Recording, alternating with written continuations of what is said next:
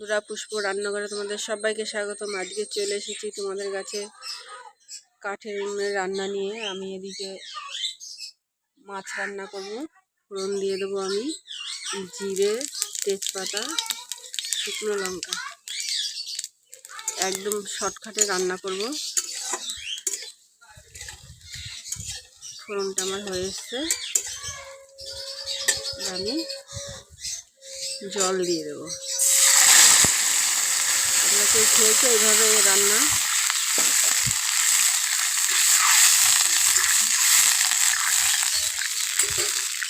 এবার এই জলের মধ্যেই আমি মশলা দেব। হলুদ গুঁড়ো দিয়ে দেবো হাফ চামচ, লঙ্কার গুঁড়ো দিয়ে দেবো সামান্য পরিমাণে। আর এই জলটা ফুটবে, তারপর আমি ভেজে রেখেছি আর মাছ, ওটা দিয়ে দেবো।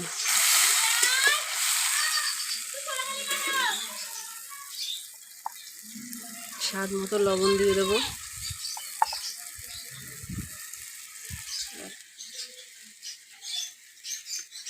ঝোলটা ফোটাও শুরু হয়ে গেছে। এবার এই মাছটা দিয়ে দেবো, একদম শর্টকাটে।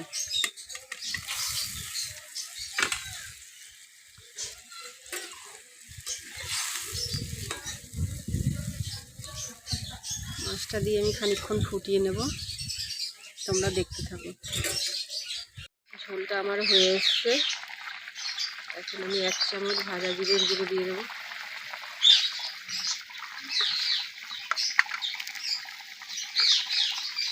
সামান্য গরম মশলার গুঁড়ো দিয়ে দেবো।